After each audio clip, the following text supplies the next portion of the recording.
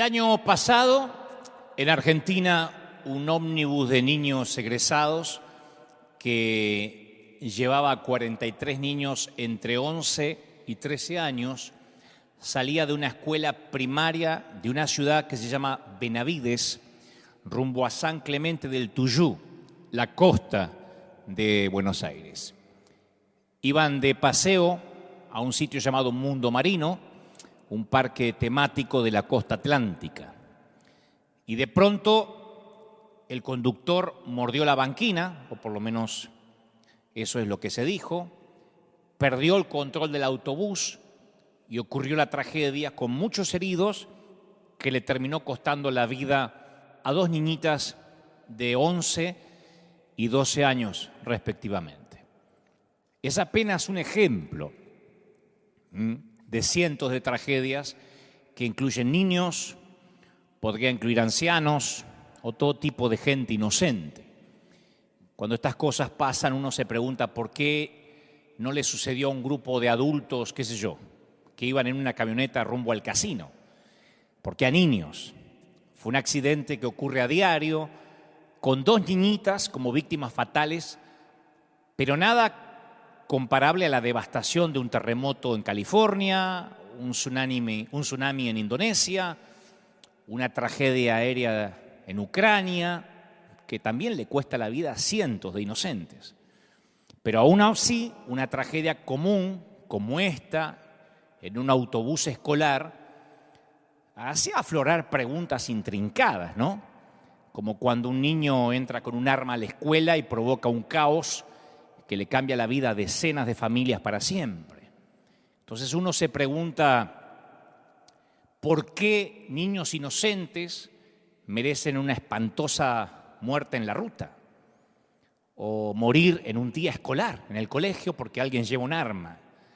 Dios estaba tratando de decirles algo, estaba enviándoles una advertencia a sus padres, a sus amigos. ¿Será que Dios baja, retuerce un poco las ruedas de los ómnibus escolares y después observa mientras se precipitan? ¿Será que Dios traza una línea roja con un marcador a través de un mapa de Florida para marcar el recorrido exacto de un tornado? Allí, esta casa así, que el tornado mate a la niña de 6 años, pero no toques la casa de al lado, mata a la abuela, pero salva al vecino del costado. ¿Será que Dios programa la tierra como un videogame, experimentando con mareas, con tragedias, tsunamis, temblores, huracanes? ¿Es así como Dios nos premia o nos castiga a nosotros, sus víctimas indefensas? Claro, cuando yo digo las cosas de esta manera, las preguntas suenan a sacrilegio, ¿no? A una herejía. Pero a diario, miles de ateos, incluso cristianos, porque esto no es un patrimonio exclusivo de los agnósticos, se hacen las mismas preguntas. Hay gente que no ha pensado en Dios durante años, durante décadas, y de repente cuando se enfrentan al sufrimiento, arremeten contra Dios lleno de odio, lleno de preguntas. Es que claro, después del dolor llega la duda casi como un acto reflejo, y el sufrimiento nos lleva a cuestionar nuestras creencias más básicas acerca de Dios. La gente se pregunta, ¿existe Dios? Cuando un ómnibus escolar sufre una tragedia que involucra a niños, uno se pregunta, bueno, ¿y si existe, cómo permite una cosa tan espantosa? Entonces, cuando golpea, no podemos dejar de preguntarnos qué es lo que Dios está tratando de decirnos mediante una simple faringitis o la muerte repentina de un ser querido. ¿Hay algún mensaje específico para nosotros?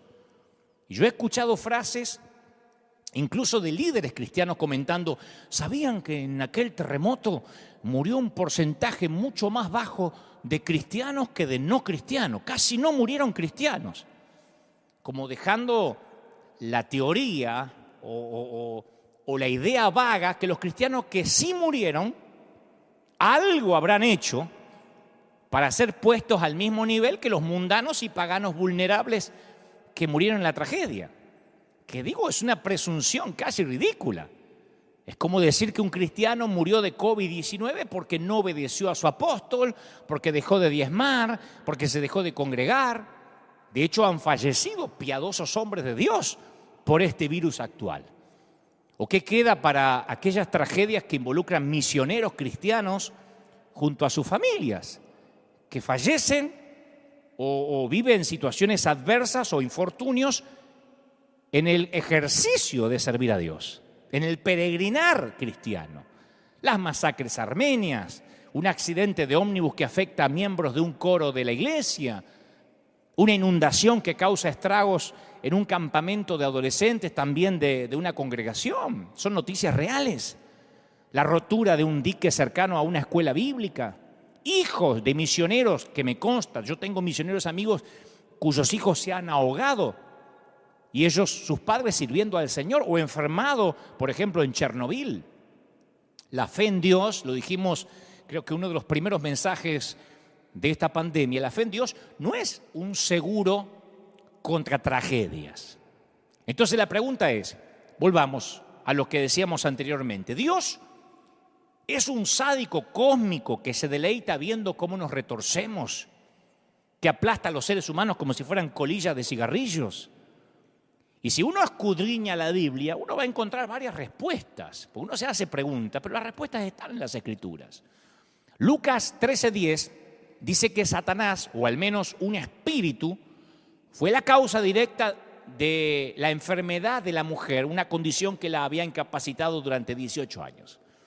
El apóstol Pablo también denominó a su aflicción un aguijón de la carne como un mensajero de Satanás. Job, el libro de Job muestra una combinación de las dos causas. Satanás inflige el dolor, pero después que obtiene el permiso de Dios. Hasta ahí estamos de acuerdo. Ahora, yo creo que convengamos algo que respecto a esa frase, cosechamos lo que sembramos en cuanto a una tragedia. Eso que a veces merodea nuestra cabeza cuando a alguien le pasa algo malo, se le muere un hijo, el papá se contamina con el virus, decimos, bueno, es que algo habrá hecho y está cosechando. Vamos a dejar algo claro. A veces pasan cosas y nos hacemos preguntas tales como, bueno, a ver, 2.000 autos conducían bajo la lluvia en la ruta o en la autopista. ¿Por qué el auto de mi hijo tenía que derrapar por la banquina y que le costó la vida? De todos los miles de autos que andaban ahí. ¿Por qué yo? ¿Por qué mi hijo? Un problema coronario que enferma a una persona entre 100, según la estadística, y justo le toca a mi esposo, cuando es un hombre joven, cuando todavía lo necesitamos. ¿Por qué mi padre tenía que estar entre las víctimas del COVID cuando hay tantos que sobreviven? Sí, hay muchos que se mueren, pero hay muchos que sobreviven. ¿Por qué mi padre, si además es cristiano? Entonces ahí uno tiene que ponerse de acuerdo que, bueno, una persona que va a mucha velocidad, no sé, por rutas resbaladizas por la lluvia, está coqueteando con el peligro de una tragedia. Yo quiero dejar esto en claro, primero, que tiene que ver con la consecuencia directa a algo que hacemos sin prevención. Una persona que ingiere comida chatarra expone su cuerpo a riesgos de salud, como el colesterol, como arterias tapadas. Es imposible que uno comiendo mal no termine deteriorando su cuerpo. Alguien que se expone al contagio de una pandemia puede contraer el virus, lo dicen los científicos, lo dicen los médicos. Entonces las Escrituras dejan bien claro que nuestras acciones pueden afectar nuestra salud en la tierra. Parece algo infantil, pero yo no puedo avanzar si no dejamos esto claro, ¿no? Fumar, beber alcohol en exceso, sexo promiscuo, uso de drogas, de estupefacientes, glotonería, no cuidarse, todas ellas tienen consecuencias directas y dolorosas. Yo no puedo no ponerme el cinturón de seguridad cuando subo a conducir el auto y si tengo un accidente que me cuesta la vida, después culpar o que mi familia culpe a Dios por lo que me pasó. ¿Por qué? Bueno, por imprudencia. Eso es algo que tenemos que dejar en claro. Los científicos reconocen estas conexiones y hablan sobre esas conexiones, que nos pueden costar la salud. Los principios dentro de la creación se aplican a cristianos y no cristianos por igual. Ahora, seguramente estás pensando, bueno, está bien, yo entiendo eso, que si no me cuido, que si salgo desnudo cuando hace frío me voy a agarrar una pulmonía. Hasta ahí estamos claros. Después hay otros que dicen, bueno, pero algunos pasajes del Antiguo Testamento también muestran que Dios causa el sufrimiento como castigo del mal comportamiento de la gente. Es verdad. Los libros proféticos están llenos de advertencias de juicios venideros. Pero esas predicciones de destrucción vienen después de advertencias muy directas y explícitas. Amós, Jeremías, Habacuc, Oseas, Ezequiel enumeran listas de pecado y maldad que van a provocar el castigo. Dios los usa para decirles eso al pueblo. En casi todos los casos, los profetas saben o tienen la esperanza que Dios va a contenerse si Israel se arrepiente y se vuelve a Dios. Entonces, el juicio viene claramente de Dios, pero no de una manera caprichosa o injusta. Si vamos al Antiguo Testamento, era el castigo ese congruente con el pacto o contrato de Dios para con Israel. Y llegaba después de mucha advertencia. Y a mí me sorprende cómo muchos cristianos aplicamos este principio en la actualidad. La fatídica frase, algo habrás hecho, que duele. Algo habrás hecho. Nos vamos al Antiguo Testamento y decimos, ¿ves? Mirá lo que le pasó y fíjate lo que le pasó a Israel. Fíjate que desobedeció y fíjate cómo le vinieron las plagas. Algo habrás hecho. Durante la dictadura militar de Argentina, por si no lo saben los de otros países, mientras miles de ciudadanos eran torturados y asesinados por las fuerzas de seguridad, el gobierno de facto, los medios afines de entonces al poder se construyeron un relato donde el que desaparecía misteriosamente, que después eran asesinados, era porque estaba metido en algo raro. Y una gran mayoría repetía ese discurso hegemónico, convencido de que los hijos de esas mamás que clamaban justicia, de esas madres, algo habrán hecho para ser enemigos del Estado y que hayan desaparecido misteriosamente.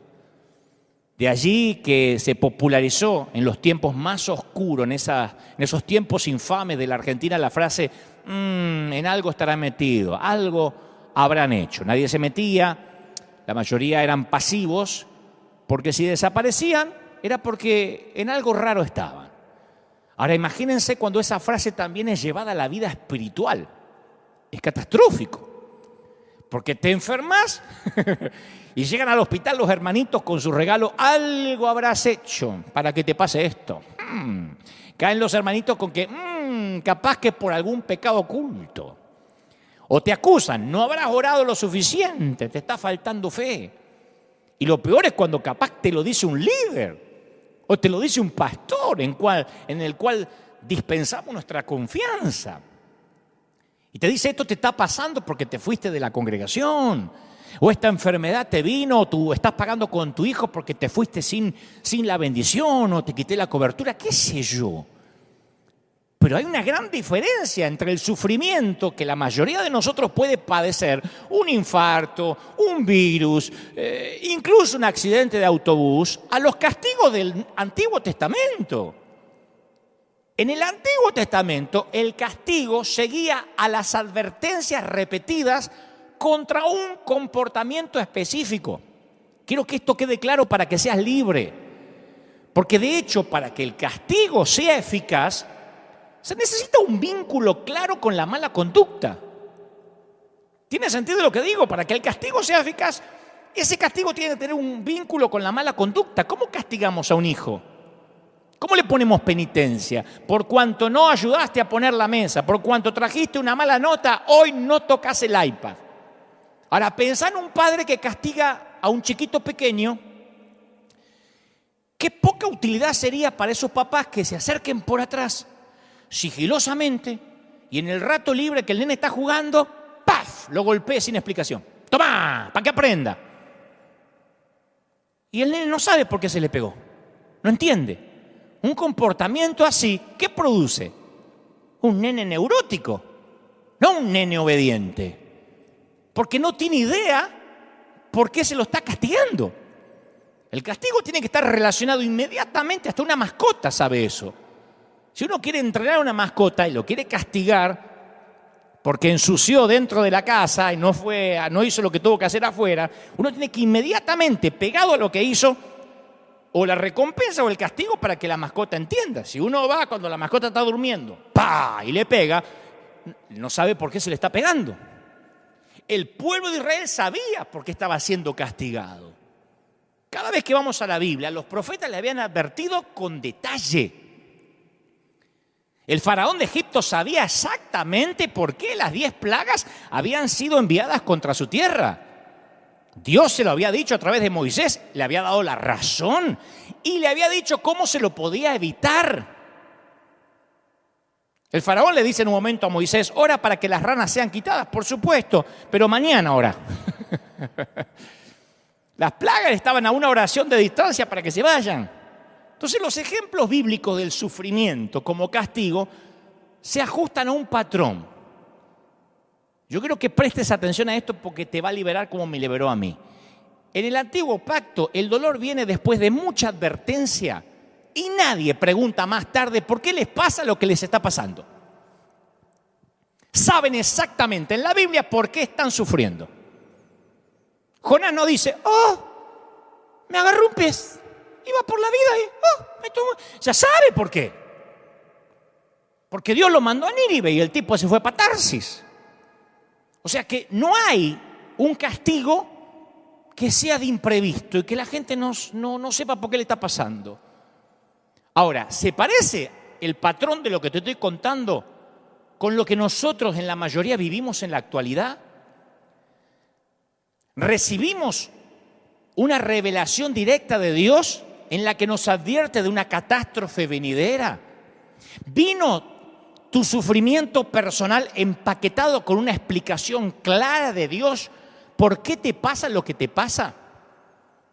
Tu papá morirá de COVID-19, pero es porque te lo advertí hace un año durante toda la semana, todos los días. Vos me estás diciendo: no, eso no me pasó. Bueno, si no es así, si estás confuso por lo que te está pasando, tenés por seguro que esto no es una reprimenda de Dios. Porque cuando Dios habla, señores, es claro. Los predicadores somos vuelteros para hablar, pero Dios habla claro. No es: ¿qué me querrá decir? Yo siempre estoy en contra de eso. Tuve un sueño con 3 bestias apocalípticas y una suegra que aparecía de atrás. ¿Qué me querrá decir Dios? Nada, que comas menos antes de irte a dormir. Porque Dios habla claro.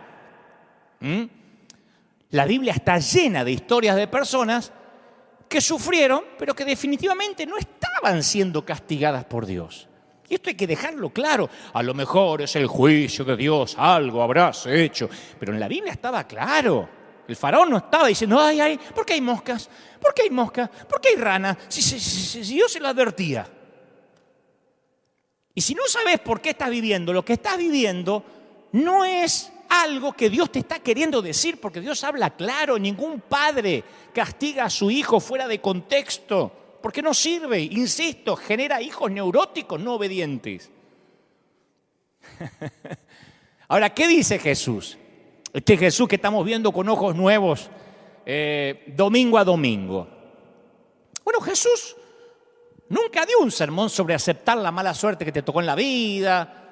Nunca vamos a ver a Jesús que se acerca a una persona pobre o enferma y le dice: aguantate la medicina que Dios te dio. Jesús era sensible a la gente que sufría y se dedicaba a solucionarlo. Jesús usó sus poderes sobrenaturales para sanar, nunca para castigar. Y los milagros de sanidad le gustaban a la multitud.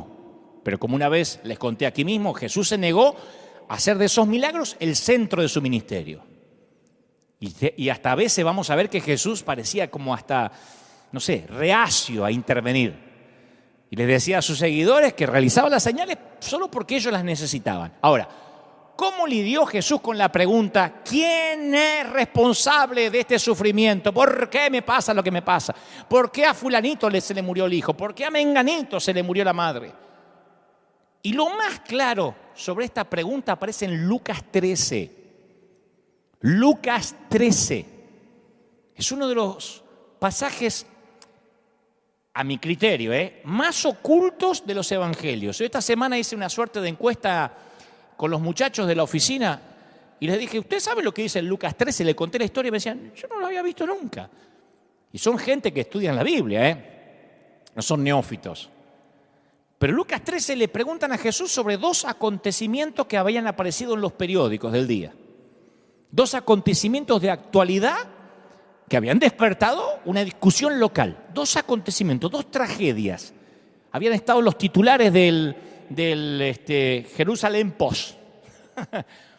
Uno fue sobre un hecho de opresión política en el cual soldados romanos asesinaron a miembros de una minoría religiosa. Algo totalmente injusto. El gobierno invasor, el gobierno de facto, el gobierno del imperio, el gobierno romano asesinó a una minoría religiosa. El otro titular está en Lucas 13. Era un accidente de construcción que mató a 18 personas. Se derribó una torre. 18 personas, que capaz que era una señora que iba a comprar algo en mercado, alguien que pedía en la calle, un leproso que por ahí, o un mendigo que estaba sentado ahí, una mamá con un nene. No se sabe quiénes eran los 18, pero era gente como cuando ocurre una tragedia. Gente que se les cayó una torre, murieron 18 inocentes. O sea, aquellos judíos del siglo I van a Jesús a preguntarle acerca de lo que era equivalente para ellos al accidente de autobús que iba para Mar del Tuyú que te conté, o por qué cristianos mueren del COVID-19. Está Jesús caminando entre nosotros, le vamos a preguntar. Acá hay 2 injusticias. 18 inocentes mueren porque cayó una torre y los políticos matan a inocentes cristianos. A ver qué nos dice. Y la respuesta de Jesús, que relata Lucas 13, es brillante. Porque él no respondió por completo la pregunta de ellos, la cuestión de la causa. Nunca explicó exactamente, les voy a contar por qué cayó la torre y por qué los romanos mataron a esos cristianos, por qué ocurrieron esas 2 tragedias. Pero deja una cosa en claro, muy brillante, insisto. Esas cosas no ocurrieron como resultado de una ofensa específica a Dios. Les dice, ¿piensan ustedes que estos galileos, por haber sufrido así, eran más pecadores que ustedes o que todos los demás? Les digo que no. ¿Piensan que esas 18 víctimas que fueron aplastadas por la torre de Siloé hicieron algo malo y eran más culpables que todos los demás habitantes de Jerusalén? Les digo que no. O sea, lo que Jesús estaba diciendo es, no hay necesidad de preguntarse por qué esa gente vivió la calamidad. Jesús dice claramente que las víctimas, en este caso, no realizaron nada inusual que los hiciera merecer ese destino. Eran iguales que las otras personas. Él no lo dijo, pero capaz que la torre se cayó porque estaba mal construida, culpa del arquitecto, culpa del albañil, capaz que no tenía mantenimiento.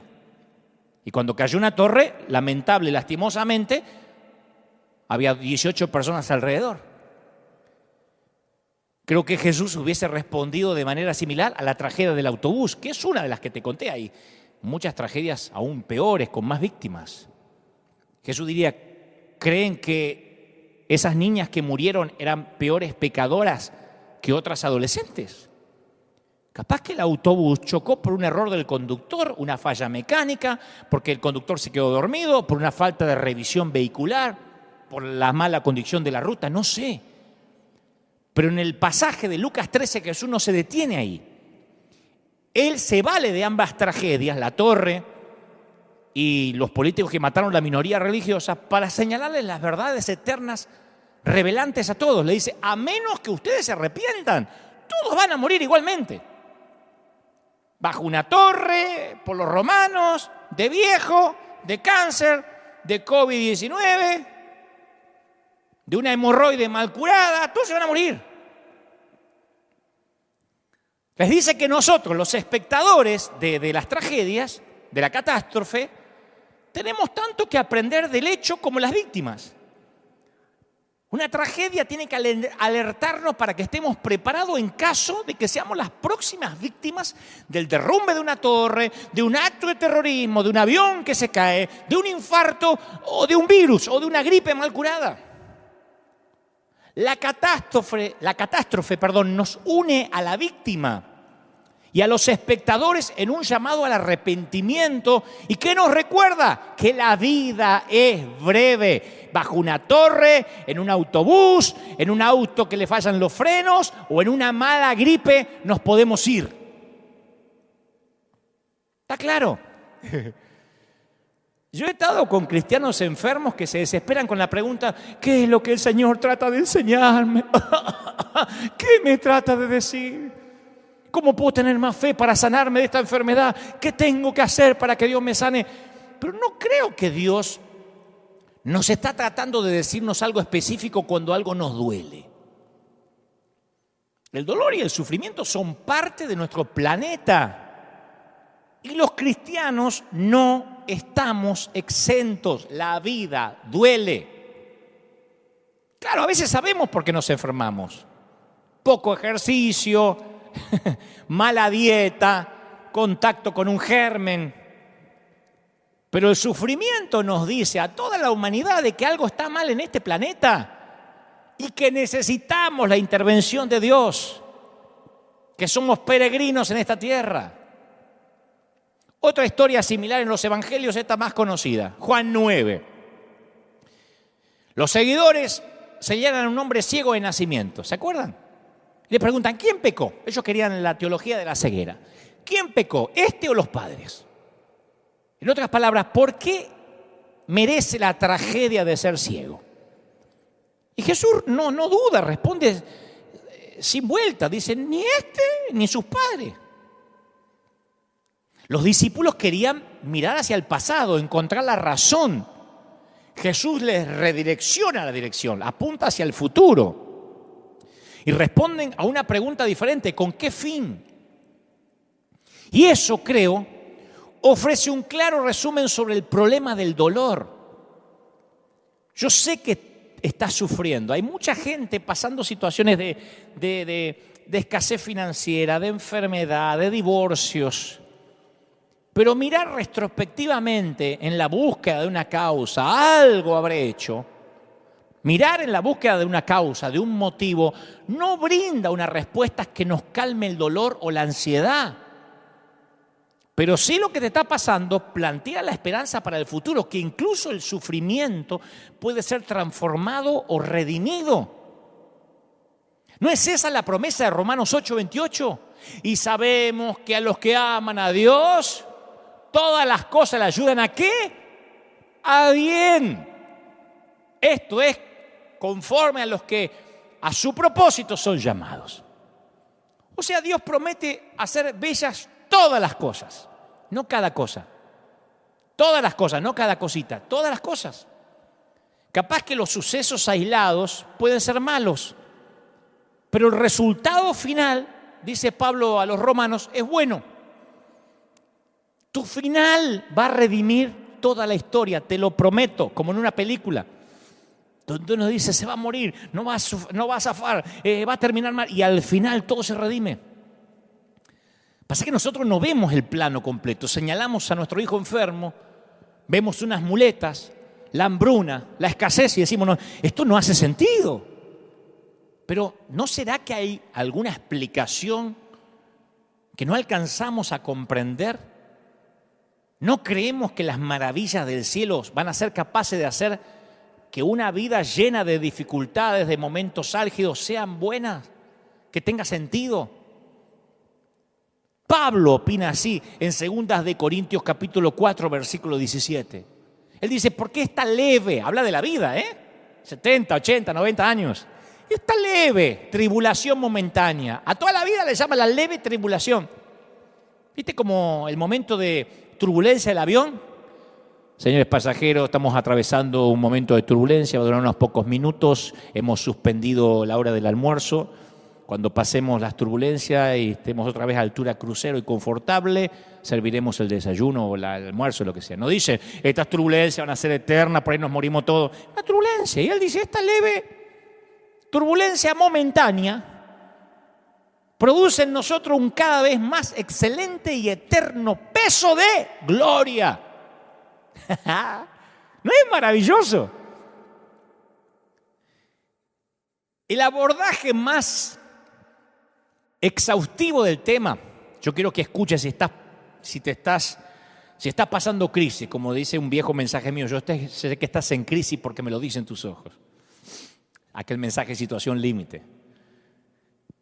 El tema más exhaustivo, más abordado de manera más a fondo en la Biblia aparece en el libro de Job, justo en el medio del Antiguo Testamento. Job es el hombre más recto, era el hombre más recto y más espiritual de su época. Amaba a Dios con todo su corazón, dicen las Escrituras. Y Dios lo elige para demostrarle a Satanás cuán fieles pueden ser algunos seres humanos.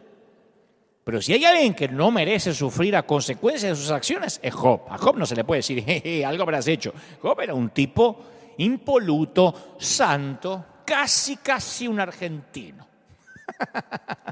No, eso es broma.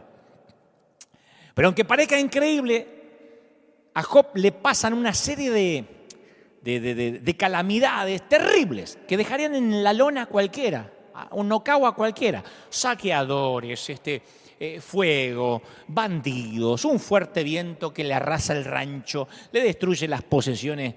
De la numerosa familia de Job sobrevive su esposa, que la verdad que no sabemos para qué sobrevivió, porque la tipa no ayuda en nada.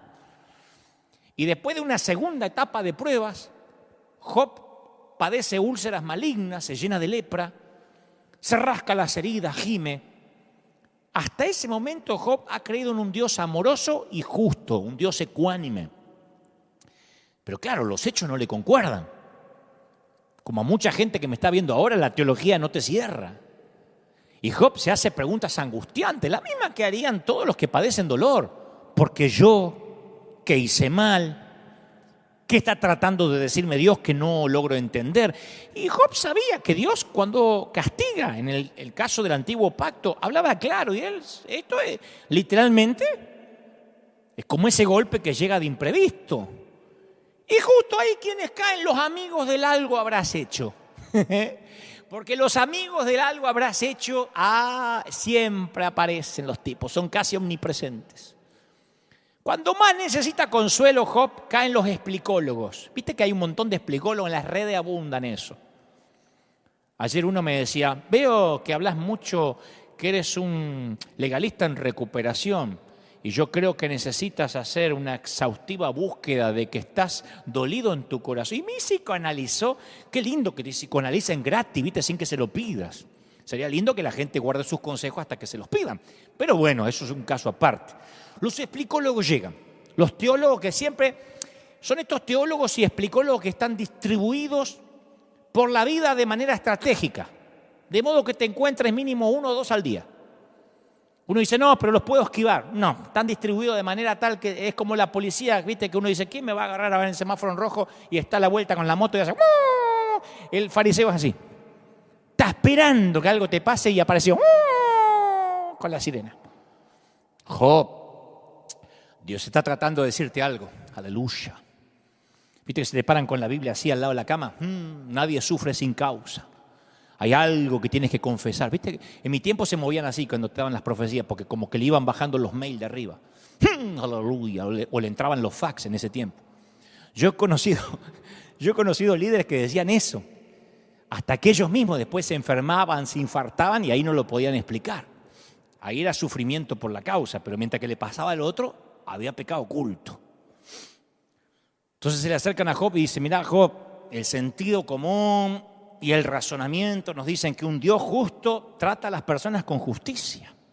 ¿Por qué no te pones a pensar qué hiciste malo? Algo tenés algún muerto en el closet, algún muerto en el placar seguro. Porque los argumentos de los amigos de Job son similares a los que se ofrecen hoy, a los ciertos cristianos hoy en día. Que Dios recompensa a aquellos que obedecen y permanecen fieles y castiga a aquellos que pecan. Entonces cuando uno se enferma o pasa una situación difícil, caen los amigos de Job y dicen, confiesa tu pecado y Dios te va a aliviar del sufrimiento. ¿Sabes qué feo estar al lado de un ataúd? ¿Sabes qué feo estar al lado de un cajón blanco, un cajoncito blanco con un nene? Y que venga alguien de la iglesia y te diga, esto es porque dejaron de diezmar, se apartaron. Uno dice, la iglesia debería estar allí para ayudar, para abrazar en el momento más espantoso que puede tener un ser humano. Pero algo habrás hecho, es algo que venimos arrastrando de una doctrina falsa, de algo que tenemos que desaprender. La esposa de Job le sugiere otra alternativa, dice, maldice a tu Dios y morite, muere. Job no merece esta tragedia, pero aún así Dios merece la lealtad de Job. Y vamos a ver ahí semi escondido también en Job, que Dios rechaza todas las teorías de los amigos de Job. En un momento dice en Job 42:7, estoy muy irritado contigo y con tus dos amigos. Muy irritado. Porque lo que han dicho de mí no es verdad. Job 42:7, estoy muy enojado. Porque decía, no, este es Dios. Y el libro de Job, cuando uno lo lee, debería terminar con esa idea de que cada vez que sufrimos es porque Dios nos está castigando. Ahora ustedes dirán, sí, pero Dios lo permitió. Bueno, pero Satanás decía que Job estaba condicionado para amar a Dios. ¿Qué le dijo Satanás a Dios? Quítale las bendiciones, desafió el enemigo, y mirá cómo se derrumba la fe de Job. Y el pobre Job, sin tener nada que ver, fue seleccionado para una contienda cósmica. Quedó en el medio. Satanás le dice que Dios, que Él, no es digno de ser amado por sí mismo. Que la gente de fe como Job lo sigue porque Dios lo soborna con bendiciones para que lo amen. La respuesta de Job, cuando todas las bendiciones desaparecen, va a aprobar o no la teoría de Satanás. Satanás le dice, Dios, ¿sabes por qué te ama este y te aman todos? Porque los bendecís. Quítale la mujer, quítale el ganado, quítale los hijos a ver si todavía te ama. Esto es igual a que al tiempo en que llegó la pandemia y probó el amor de muchos que iban a la iglesia. Los fieles siguen fieles. Los fieles están conectados acá con sus pastores. Acá tenemos una iglesia fiel que sigue sembrando, sigue mandando su ofrenda. Dicen, cuando quieras, pastor, estamos listos para empezar. Y después está el otro que no, ¿cómo puede ser que un Dios permita esto? Lo mismo. Los que estaban por los peces y los panes, obviamente se decepcionan en estos tiempos. Los que aman a Dios de verdad, no. Y Dios quería probar que Job lo amaba, no por lo que le daba, sino por quién era él. Ahora, yo sé que estás pensando, ¿y qué? ¿No es justo acaso que yo sea bendecido? Vamos a razonar juntos. Con esa palabra que usamos tan rápido, así tan fácil, y no es justo, ¿cómo sería un mundo perfectamente justo? Vamos a imaginar un mundo justo.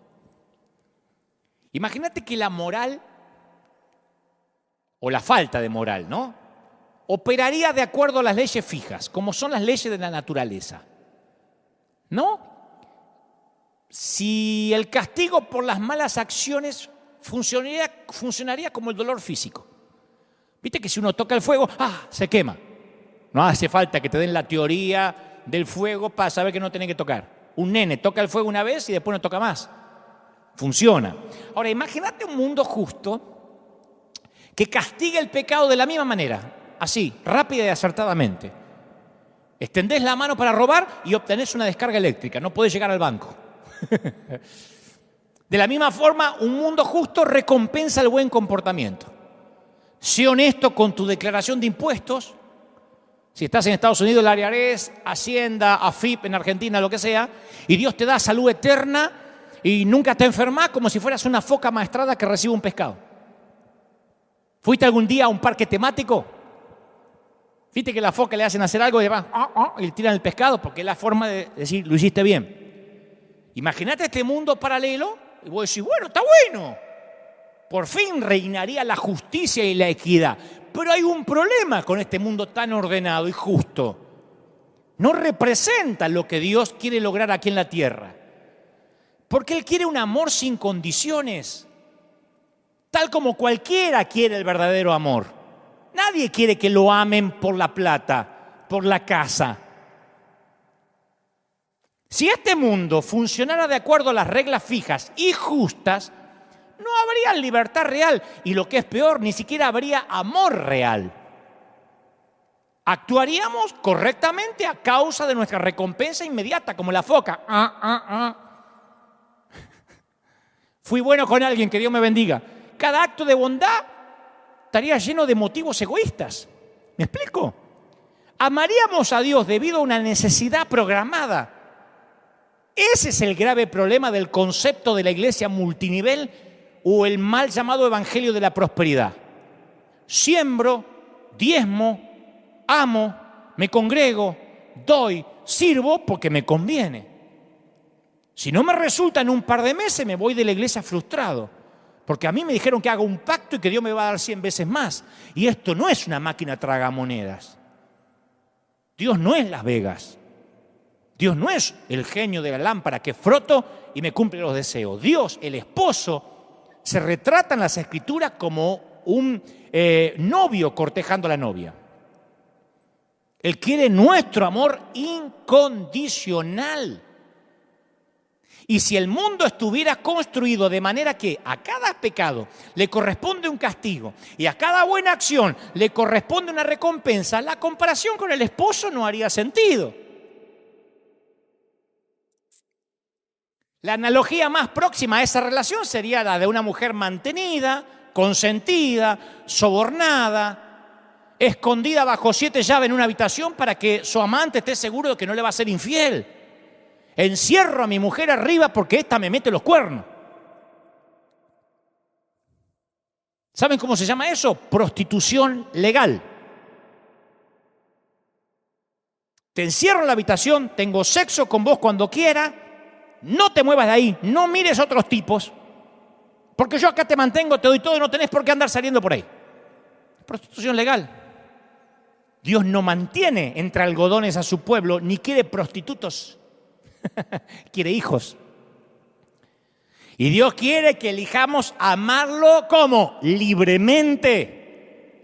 Incluso cuando la decisión y la elección acarrea dolor. Porque estamos comprometidos con Él por amor, no por las recompensas. ¿Ve cómo cambia el Evangelio? El Señor quiere que nos aferremos a Él como lo hizo Job, incluso cuando tengas todas las razones para rechazar a Dios. Entonces Él sabrá que lo amás de verdad. No porque Jesús es una nueva marca de shampoo. ¿Por qué vas a la iglesia? Y porque Jesús es mejor que el Ceramidas y la crema enjuague. Porque es mejor que una que me ofrece, es mejor que el Herbalife, te voy a decir. Y un poquito mejor que Amway. ¡No!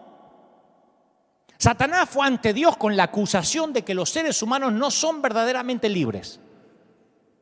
La gran pregunta era, Job, ¿era fiel solo porque Dios le había permitido llevar una vida próspera? ¿Job es fiel porque se pudo comprar un auto 0 kilómetros? ¿Porque se pudo construir la casa? ¿Porque los hijos le salieron todos sanos?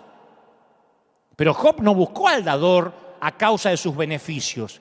Porque cuando todos los beneficios le fueron quitados, él siguió buscando al dador. Pensar en un ejemplo de un padre sobreprotector. Un papá que no quiera que su hija tenga ningún dolor en la vida. No quiero que mi hija nunca camine sola. No, pero tiene que dar sus primeros pasitos. No, se va a caer. Y así la nena crece, tiene 10 años, 12, 15, 20. Él la lleva a cualquier lugar que ella quiera ir, pero no deja que camine nunca. La coloca en un carruaje. Con el tiempo la nena o la niña mimada, ya mujer, se convierte en una inválida. Es incapaz de dar un paso, totalmente dependiente del padre.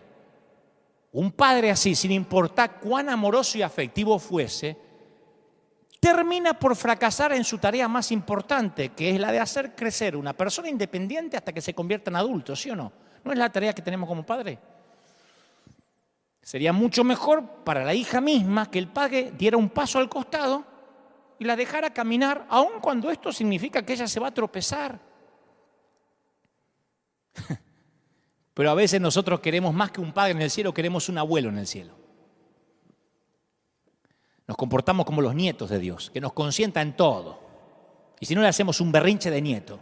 Yo quería que Dios me bendiga porque yo diezmé. Me voy a otra iglesia donde me dejan servir. Dios no es un abuelo. Dios quiere hijos que lo amen. Volviendo al tema, ¿por qué te pasa lo que te pasa?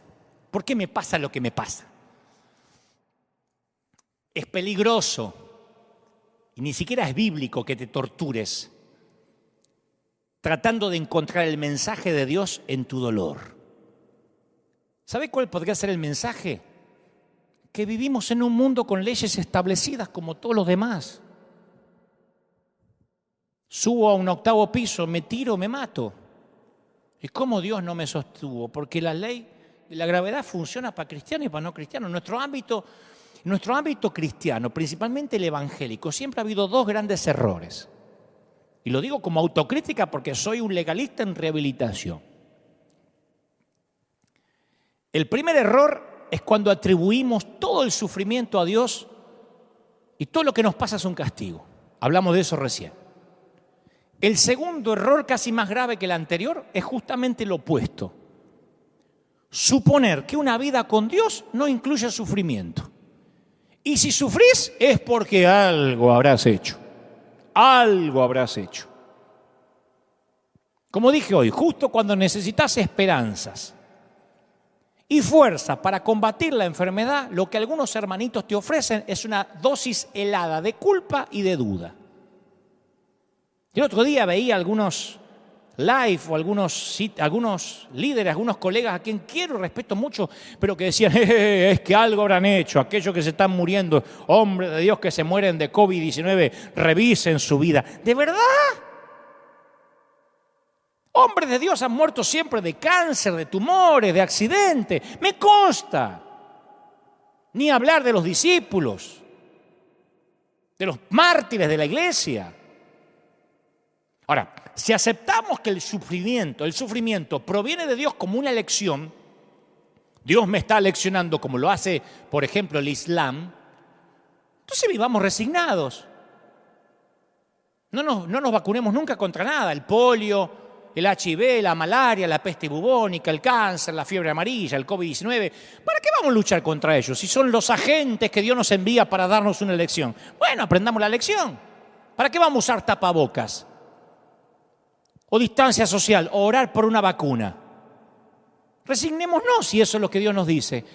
Jesús mismo pasó sus días en la tierra combatiendo la enfermedad. Nunca Jesús dejó entrever que había que resignarse y no luchar.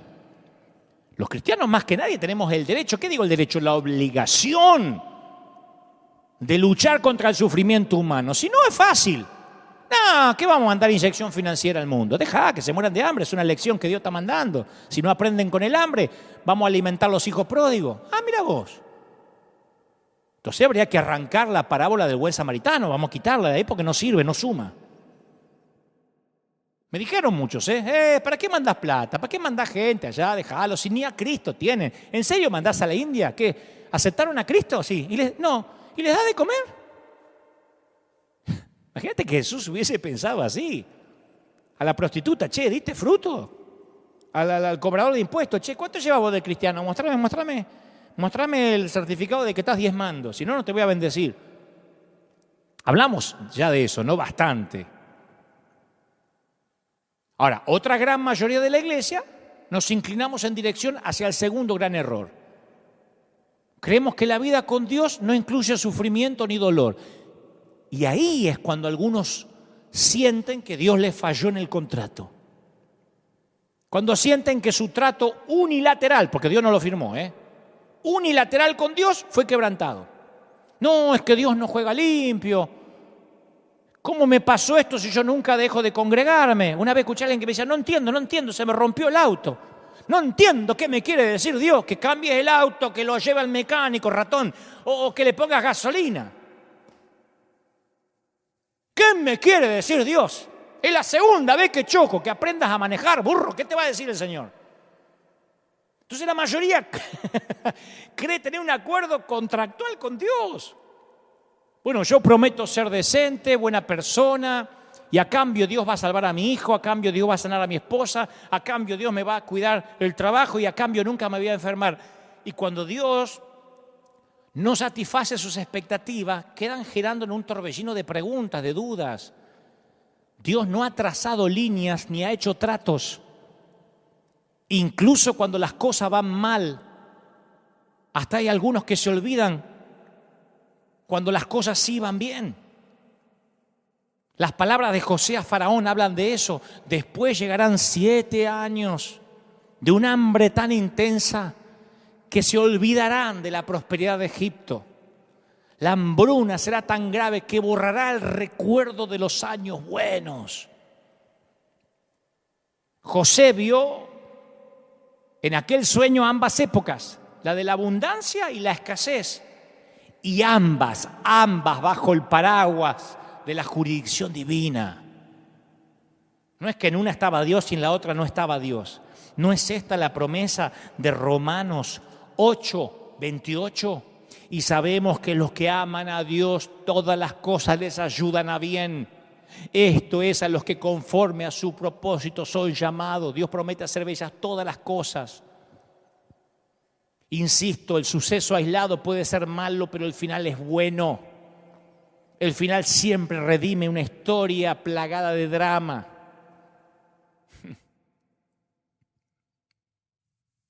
Yo pienso en los cristianos en Irán, en Pakistán, en Camboya. Difícilmente pueden llegar a vivir la teología de vida próspera y feliz. El grave problema que tenemos los cristianos es que algunos creemos que la prosperidad material es la única señal de la bendición de Dios. Entonces se mira con sospecha al que no puede prosperar, al que no puede cambiar el autito, al que anda todavía en bus, en colectivo, al que pierde el trabajo, porque percibimos en el subconsciente a la escasez, al malestar, al sufrimiento como señales de la desaprobación de Dios. Y eso es grave, porque hay gente en nuestros continentes que capaz que nunca va a tener su propia casita, capaz que nunca va a tener su auto. No los estoy maldiciendo, es gente que... Mi papá, voy a hablar de mi papá nunca tuvo un auto 0 kilómetros, mi papá nunca en la vida salió de esa casita que era tan chiquita que si entraba un endemoniado se liberaba porque entraba el demonio o la persona, los dos no entraban. Y por eso voy a decir que mi papá era desaprobado por Dios. Lo mismo sucede con la sanidad. Les damos mérito a los que han sido sanados milagrosamente, los mostramos en televisión y decimos que la sanidad está disponible si tan solo la reclaman para todo el mundo. Y yo no estoy, de ninguna manera estoy subestimando la maravilla de la sanidad divina. Acá hemos visto sanidades impresionantes. Mi mamá fue sanada de cáncer. Dios me la regaló 40 años más de la fecha que tenía para morir. Pero obviamente los milagros no ofrecen una solución permanente al problema del sufrimiento. ¿Cómo lo sé? Y si la tasa de mortalidad es exactamente igual para los cristianos que para los no cristianos. 100%. Decía Woody Allen, no te tomes la vida tan en serio que nadie llega vivo al final de ella. Todos en algún momento vamos a tener ojos que necesitan lentes, huesos que se pueden fracturar, dientes que reemplazar, próstatas que se agrandan, menopausia que no perdona aun cuando te hayas tenido una vida muy cuidada. La vejez es la suma de un cuerpo que se va deteriorando, ¿o no? Es la suma de microenfermedades la vejez. Yo no veo como cuando era un pibe. ¿Y eso qué significa? Mis dedos cada vez están más torcidos. Significa que estoy avanzando en edad. Los cristianos también se enferman de cáncer, de virus. Compartimos plenamente el sufrimiento de este mundo. Yo no estoy diciendo que Dios no sana, yo estoy diciendo que el énfasis moderno en la sanidad milagrosa tiene el efecto secundario de hacer que aquellos que no son sanados se sientan como que Dios no los ama tanto o que los pasó por alto. ¿Has estado alguna vez en una campaña o mirando por tele una noche de milagros? ¿Quién se lleva el mayor aplauso? Bueno, Jesús, ya sé. Pero ¿qué milagro provoca el mayor aplauso? El que tira las muletas. ¿Qué no podía hacer? No podía caminar. Corra para allá, corra para acá, agáchese. ¿Qué tenía? Me dolía la espalda. Agáchese, haga lo que no podía hacer. Pero ¿cuántos hay ahí? ¿Cuántas viejas hay ahí? Perdonen, que no se pueden agachar. ¿Cuántos regresan a sus hogares en sus sillas de ruedas preguntándose apesadumbrados, ¿por qué mi fe me falló? ¿Qué hice mal? Y a veces se le atribuye a la falta de fe y a veces que ni siquiera hubo nadie que los hizo pasar adelante. No, es que cuando iba a orar por mí el evangelista se cansó y se fue. Voy a probar suerte en la próxima cruzada, de verdad. Y a diferencia de muchos evangelistas, el apóstol Pablo no parecía esperar riqueza, salud y bienestar en la vida cristiana. Le dice a Timoteo, en Timoteo 3:12, asimismo serán perseguidos todos los que quieran llevar una vida piadosa en Cristo Jesús. Y perseguido no es, que no te dejen abrir el templo. Perseguido en los tiempos de Pablo era que te quitaban la cabeza. Entonces una persona enferma no es una persona necesariamente poco espiritual. No sos espiritual porque tenés que inyectarte insulina. No sos poco espiritual porque tenés que inyectarte insulina. No sos poco espiritual porque dependés de muletas, de un andador. Porque tu mesa de luz está llena de medicamentos o de vitaminas. Porque la fe cristiana no nos equipa mágicamente con un traje espacial, una escafandra, ¿se dice? Escalafranda. ¿Cómo se dice? Escafandra.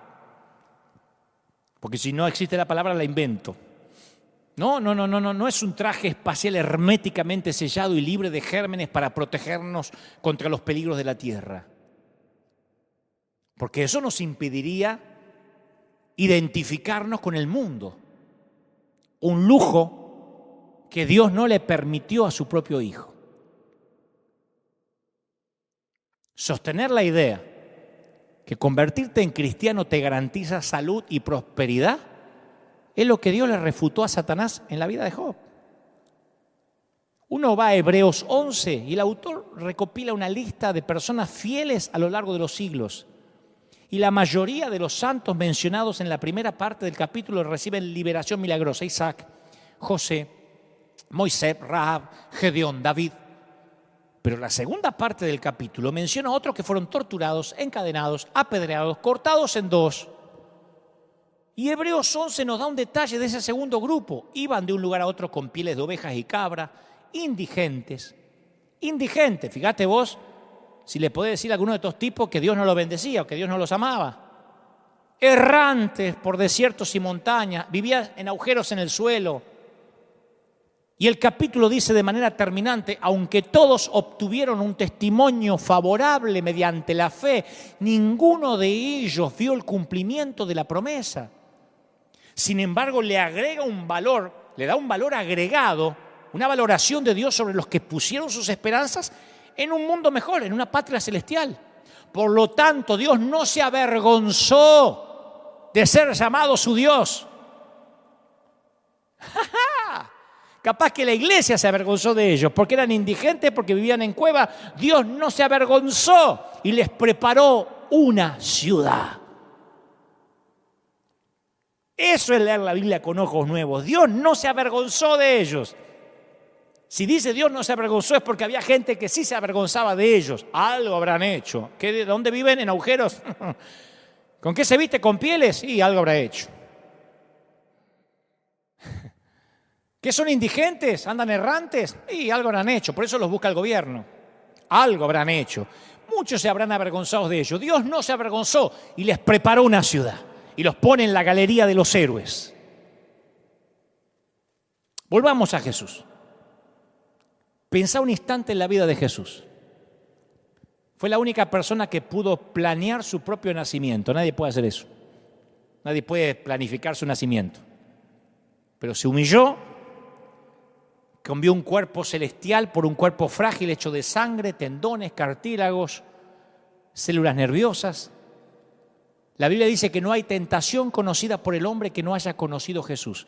Solo, cansado, hambriento, agredido personalmente por Satanás, acosado por admiradores, perseguido por enemigos muy poderosos. Cuando Jesús empezó, la gente se le reía. ¡Ah, de Nazaret! ¿Puede venir algo bueno de Nazaret? Una vieja broma racista. Jesús el pueblerino, el campesino de Nazaret. Hasta la palabra Jesús, hasta el nombre Jesús era muy común en ese tiempo. Con esa reputación parecía que los otros rechazados, los aislados por la lepra, los recaudadores de impuestos, los pecadores famosos lo atraían. Una vez los vecinos de Jesús lo expulsaron del pueblo y trataron de matarlo. Su propia familia cuestionaba su cordura. Sus hermanos no creían en él. Sus seguidores eran pescadores, campesinos. Y al final incluso ellos lo abandonaron cuando los compatriotas de Jesús cambiaron su vida por la de un terrorista. Pero Jesús mantuvo sus propias reglas y jugó limpio. Jesús nunca te va a exigir nada que Él no se haya exigido a sí mismo. Mientras fue hombre, actuó de hombre. El hecho de que Jesús haya venido a la tierra donde sufrió y murió no elimina el dolor de tu vida ni el dolor de mi vida. Pero ¿sabes qué hace? Muestra que Dios no se sentó de brazos cruzados a observarnos sufrir en soledad. Él se transformó en nosotros. Él dijo, yo también. Todas nuestras preguntas acerca de Dios y el sufrimiento deberían filtrarse a través de lo que sabemos sobre Jesús. Ni una vez Jesús dijo, aguantate el hambre, tragate la aflicción. Cuando su amigo Lázaro murió, Jesús lloró. Presionó con sus dedos la piel lacerada del leproso. Sintió las lágrimas de la mujer pecadora que lloró. Inclinó su oído al clamor de los hambrientos. Detuvo su trabajo para atender las necesidades de una mamá afligida. Él no retrocedió, Él no corrió, Él no se aisló ante la presencia del dolor humano. No pasó por este mundo dentro de una burbuja, ni predicó desde una isla desierta, aséptica, libre del dolor, no andaba con tapabocas. Él tomó de su propia medicina, jugó con sus propias reglas. ¿Qué hay en tu casa? ¿Discusiones sin sentido en la familia? Jesús la vivió. ¿Viviste acusaciones crueles de gente espantosa que te dice cosas horribles en internet? Jesús supo de esos aguijonazos. ¿Una muerte sin sentido hay en tu seno, en tu hogar? Observa la cruz. Él no exige nada de nosotros que no haya experimentado por sí mismo. La forma de la respuesta de Jesús tendría que convencernos de que Dios no es un Dios que disfruta vernos sufrir. Yo dudo que los discípulos hayan ido a Jesús con las preguntas al estilo, ¿no te importa nada? La única vez que le dicen, no te importa que perecemos es en el barco, en plena tormenta. Pero cada día recibían evidencia de sus preocupaciones, observaban el rostro de Jesús. Y cuando el mismo Jesús se enfrentó al sufrimiento, reaccionó como cualquiera de nosotros lo haría. ¿Sabes qué hizo? Trató de esquivarlo. Preguntó 3 veces si no había otra manera. Y no había otra. Entonces Jesús sintió esa sensación tan humana del abandono. A ver si te suena familiar. Dios mío, ¿por qué me has desamparado? ¿Oraste así alguna vez? La última noche de Jesús en la tierra luchó contra el miedo, la impotencia, las mismas fronteras que confrontamos en nuestro dolor. Y Dios no nos dio palabras, filosofías, teorías sobre el dolor. Dios nos dio a sí mismo. Porque una filosofía podría explicar algunas cosas difíciles, pero no tiene el poder de cambiar las cosas. La historia de la vida de Jesús promete el cambio. Dios no estaba ahí arriba observando los hechos trágicos maquinados acá abajo. Dios estaba en Cristo reconciliando al mundo en sí mismo, porque de tal manera amó Dios al mundo que dio a su Hijo unigénito para que todo aquel que en él crea no se pierda, sino tenga vida eterna.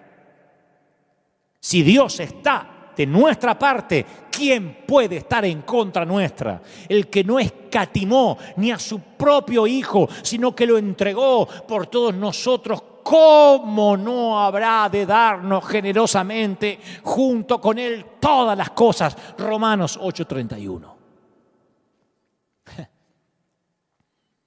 Durante su encuentro más íntimo con los discípulos, la última comida, la que se llama la última cena, Jesús hace una declaración: muchachos, en este mundo va a haber aflicciones, se va a poner fea la cosa, pero anímense, yo vencí al mundo. ¿En qué iglesia ponemos un cartel? Las cosas se van a poner feas cuando se van. Despídanse, saluda a su hermano, Dios te bendiga y recuerden, esta semana va a estar bravísima, los van a perseguir, algunos capaz que los corten en dos. Tranquilo, Jesús venció al mundo. No vuelve nadie.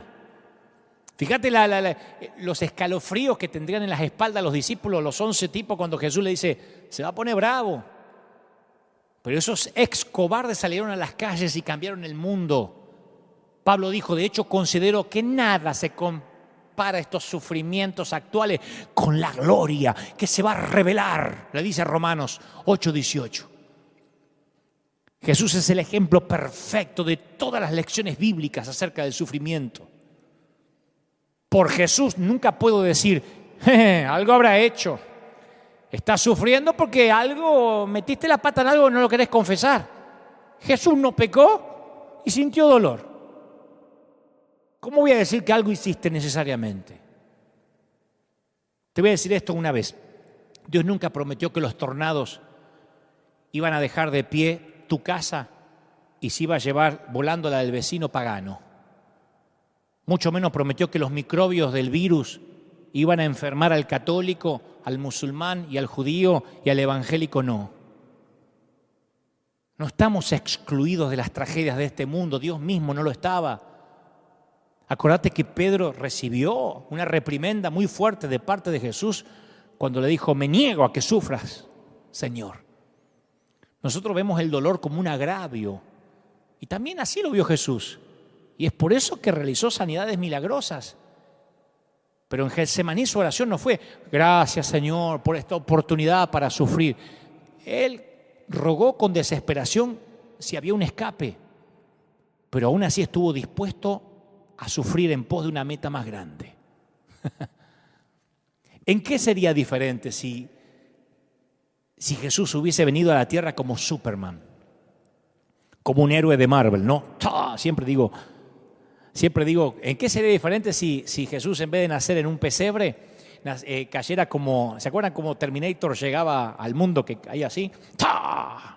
Y dice, vengo a salvar al mundo, ¿no? Y le roba la chaqueta de cuero a alguien, se pone anteojos oscuros y sale a matar malos. ¿Qué hubiese pasado si no hubiera muerto, si simplemente hubiese ascendido al cielo mientras que lo está juzgando Pilatos? ¿Dónde fue? ¿Dónde fue?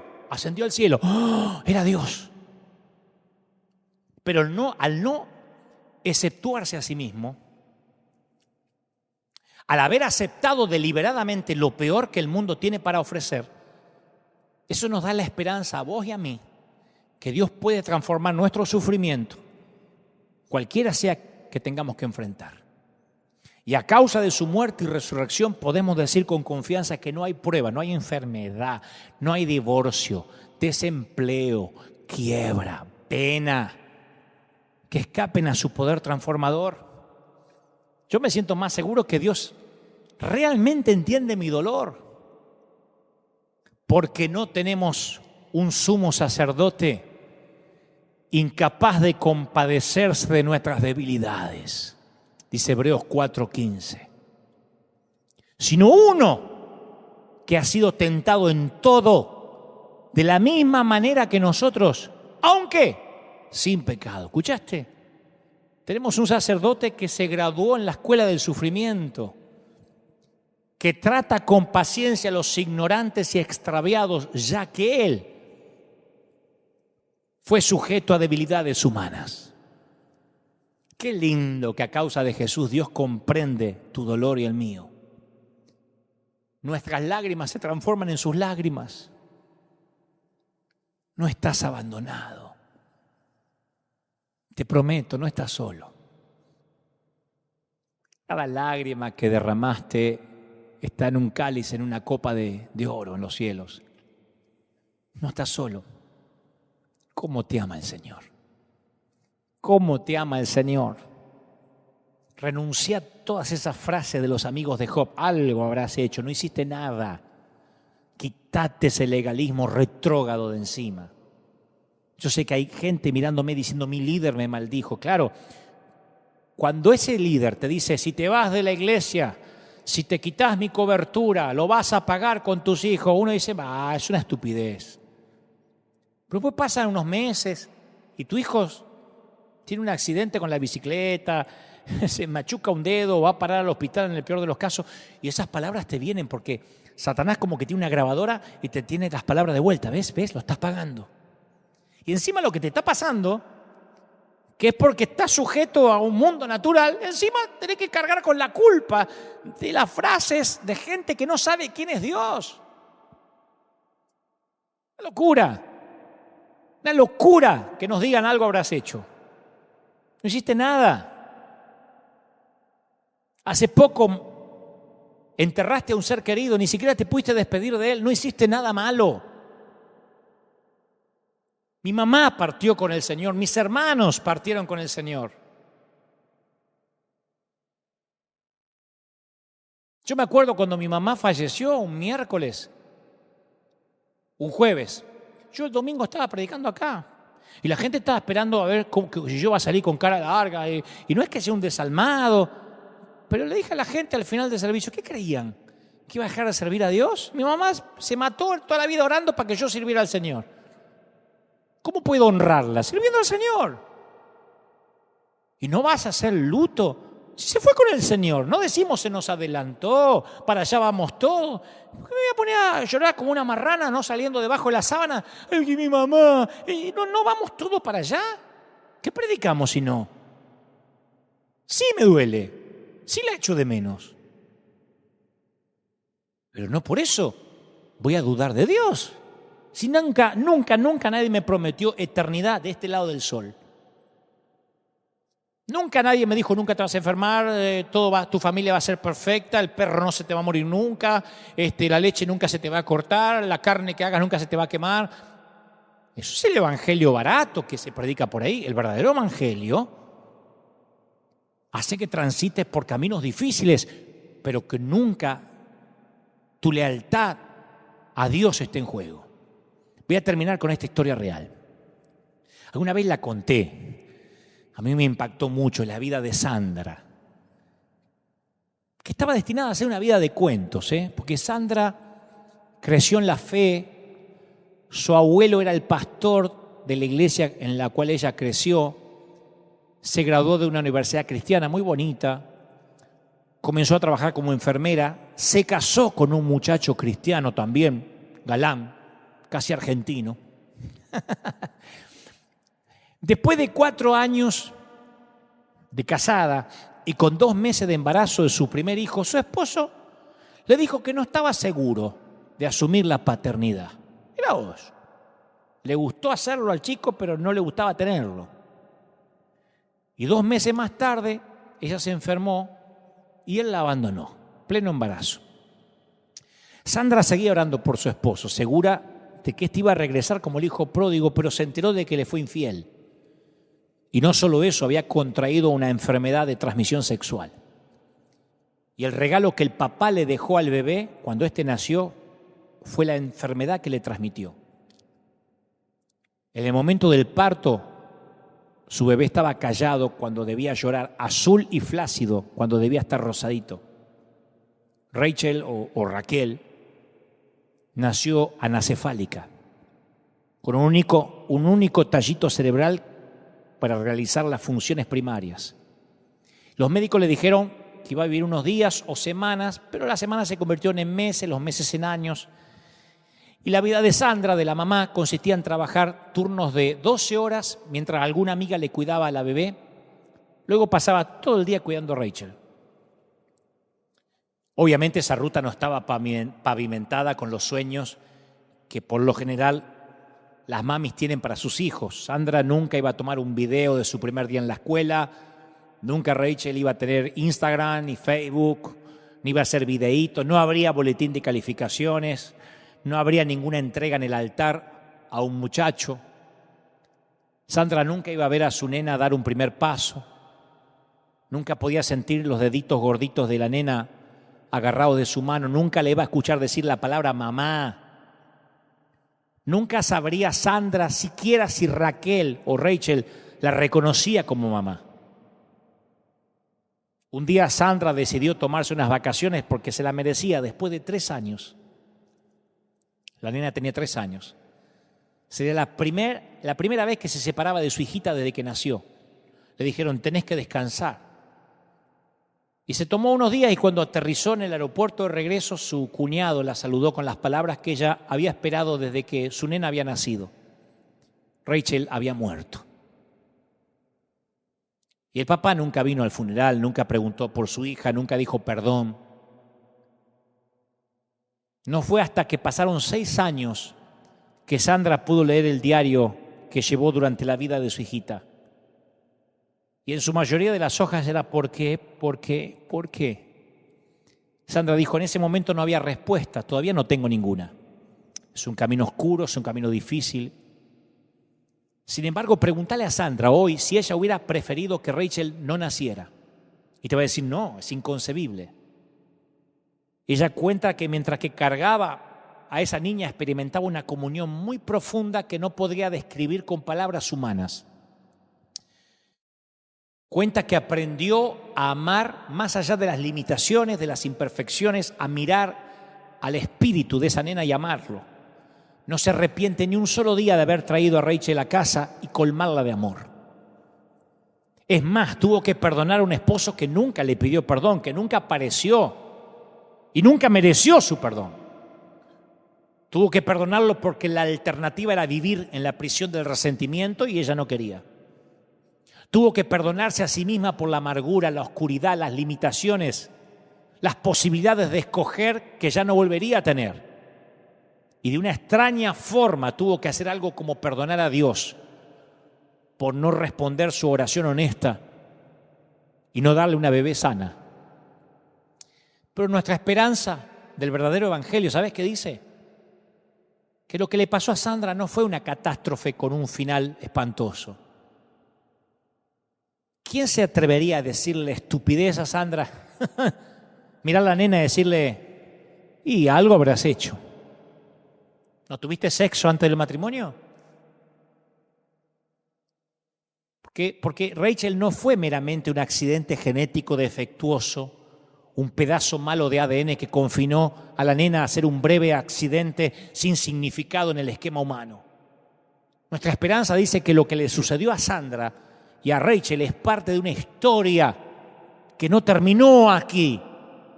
Nuestra esperanza dice que un ADN defectuoso no tiene la última palabra. Esa enfermedad no tiene la última palabra. Nuestra esperanza no dice que hay que correr una noche de milagros y si no ocurre el milagro está fregado. Dice que un día Sandra y Rachel se van a sentar en una mesa donde cada una sabrá quién es la otra y las palabras de gratitud de esa nena que no pudieron fluir aquí van a fluir allá. Y las extremidades que colgaban flácidas e inútiles en este mundo van a ser bellas y fuertes allá. La mente que aquí fue timada va a florecer con una creatividad y una inteligencia brillante allá. Nuestra esperanza dice que aquel que hace cirugía reconstructiva todavía no terminó y va a llegar el día en que esa muñeca de trapo que vivió poco y pasó inadvertida en este mundo, que nunca tuvo una red social, va a resplandecer por la eternidad con una gloria que ahora no podemos imaginar ni comprender. La esperanza cristiana dice que estamos en nuestro camino de la tragedia hacia una historia de gloria. Vamos en camino. Sí, es un camino irregular, camino con rodeos, pero destinados a la gloria. Sandra escribió, tuve muchas semanas tratando de entender por qué un Dios amoroso me permitiría a mí, una chica que se crió en la iglesia, vivir estas cosas. Y la única conclusión a la que pude llegar fue que tengo que renunciar a los límites que me autoimpuse.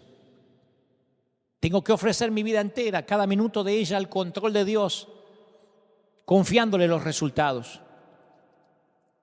Mi familia y yo estamos en las manos de Dios. No he hecho tratos ni he trazado líneas diciendo, cuidado Dios, no cruces esta línea. Entregué mi vida incondicional al Señor. Y donde había pánico hay paz y calma. A donde imperaba la necesidad, ahora hay tranquilidad. Mi querido, lo que venga le va a dar significado a lo que te está pasando ahora. Deja que Dios termine su trabajo. Deja que el compositor concluya su sinfonía. Si no la termina acá, la última hoja de la partitura estará allá. Y vos me decís, y entonces, Dante, ¿cuál es el pronóstico? Sencillo. Lo que ha sido tu vida y la mía hasta ahora. Días buenos, días malos. Pero Dios está en todos los días. ¿Y sabes qué? Pensándolo bien, tal vez sí, Sandra, algo habrá hecho. Pero ¿sabés qué fue? Amar a Dios incondicionalmente. Serle leal a Dios a pesar de estar rota. Voy a orar por ti. Si quieres recibirlo en el corazón, solo tienes que correr hacia él y decir, Señor, entra en mi vida, cámbiame. De verdad, no te ofrezco soluciones mágicas, sino el verdadero evangelio.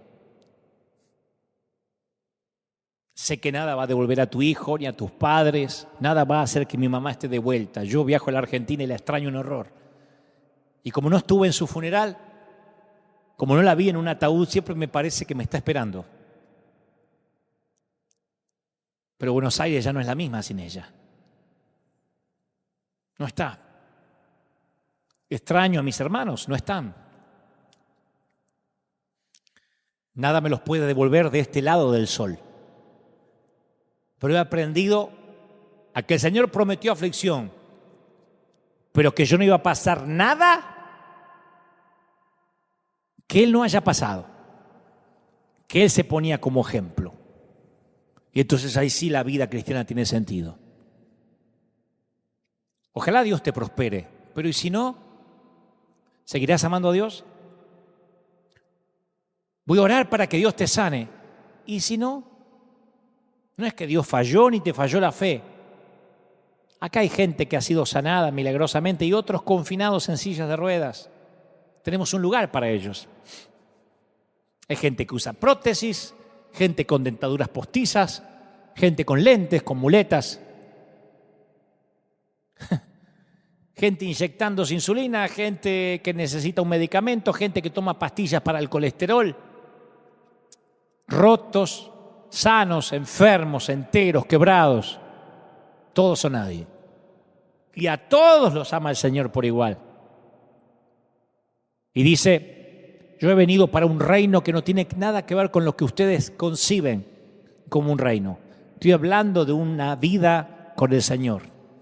Estoy orando ahora, quiero que te pongas de pie, porque esta presencia de Dios es fuerte, es maravillosa.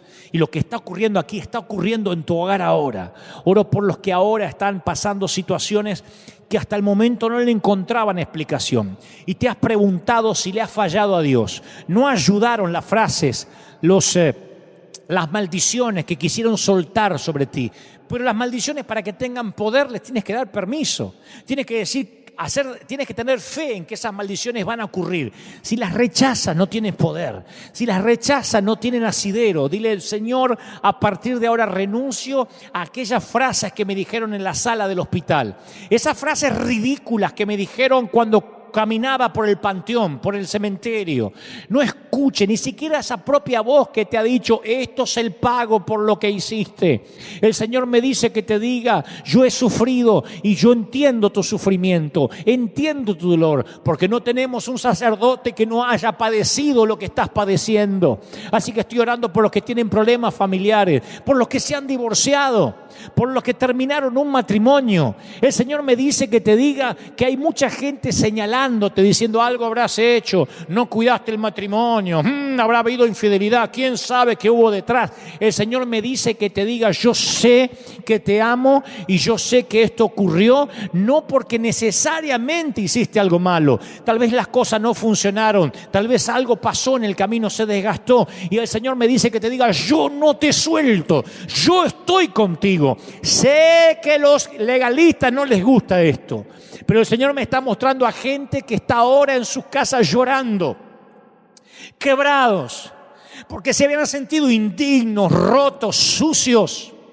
porque sintieron de que Dios no los amaba, porque eso le dijeron muchos, algo hiciste.